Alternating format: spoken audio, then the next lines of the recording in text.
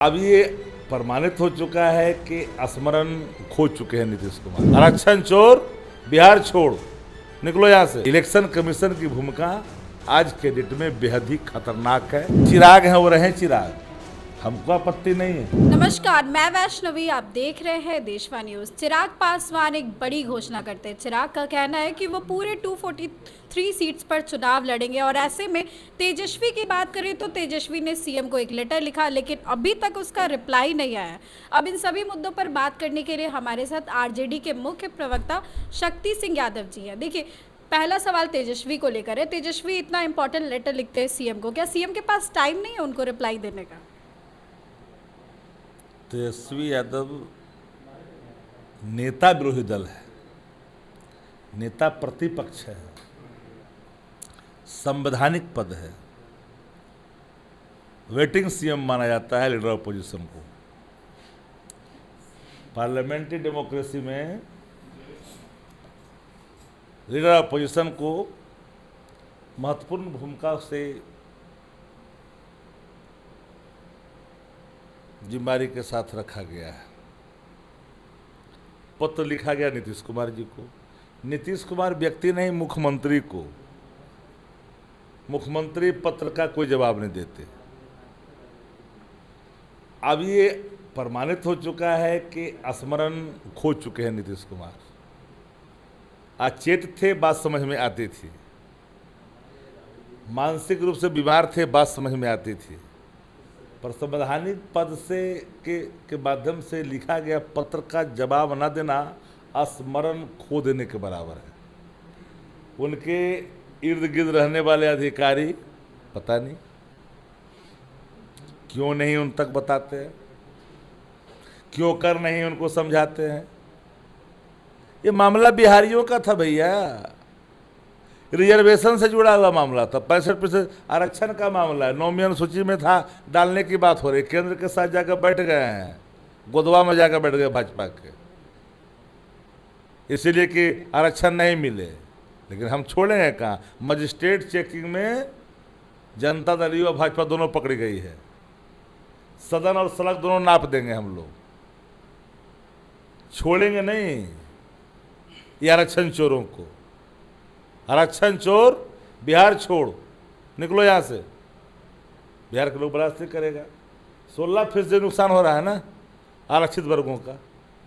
इसकी जिम्मेदारी क्या उपेंद्र कुशवाहा के माथे मढ़ूं, चिराग पासवान के माथे मढ़ूं, या जीतनराम मांझी के माथे मढ़ूं, या तीनों का गला बांध के एक ही बार तीनों को डालूं?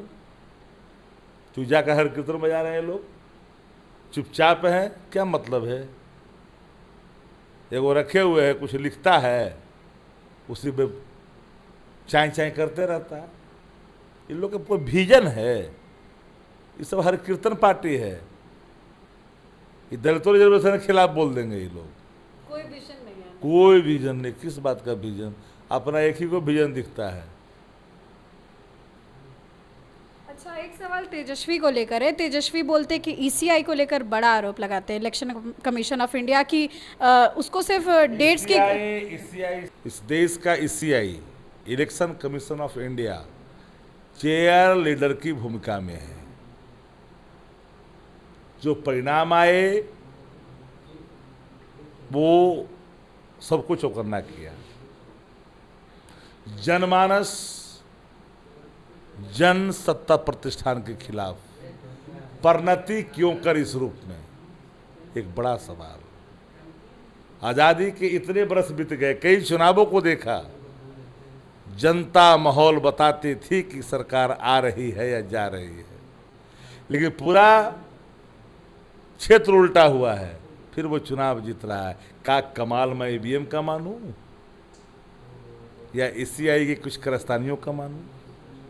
संवैधानिक पद पर बैठा व्यक्ति संवैधानिक मर्यादाओं को भूल करके सत्ता प्रतिष्ठान की में हाँ भरता है तो सवाल खड़े हो जाते हैं। बिहार में इलेक्शन कमीशन का जीता जागता उदाहरण मैं हूं। 12 वोट से मुझे जबरन हराया गया, 549 वोट से जीतने के बावजूद भी। इलेक्शन कमीशन की भूमिका आज के डेट में बेहद ही खतरनाक है, एंटी डेमोक्रेसी है। यह हेल्दी डेमोक्रेसी के लिए कतई ठीक नहीं है। मतों का हरण हो रहा है। अगर कोई आशंकाएं राहुल गांधी ने खड़ा की है, बेबुनियाद बेवजह नहीं है। दाल में काला है, अब काली में दाल है, दिख रहा है। देखिए, बोला गया कि जब ये लोग हारने लगते हैं ना तो ईवीएम और ईसीआई पर आरोप लगाने लगते हैं। नहीं, पूछिए, ये कई बार सवाल खड़े हुए हैं। अरे भैया, इसको मानव ने बनाया, मानव निर्मित है। विकसित दुनिया के विकसित राष्ट्र में क्यों नहीं चुनाव होता है? जरा पता पूछो, दुनिया के विकसित राष्ट्रों में इससे चुनाव क्यों नहीं होता है? ए भाजपाइयों से पूछ लीजिए। जितना चोर है, मत चोर, सब जितना मत चोर लोग है, सब लोग अब एक मंच पर आकर करके यही बखान करेगा। पूरा बिहार खिलाफ है। पापियों के पाप धोते धोते राम तेरी गंगा मैली हो गई, पापियों के पाप धोते धोते। भूल गई क्या मुजफ्फरपुर की सेंट्रल होम की घटना?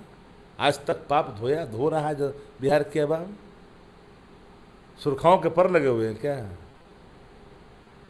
कौन सा उछाल ला दिया बिहार के अंदर में?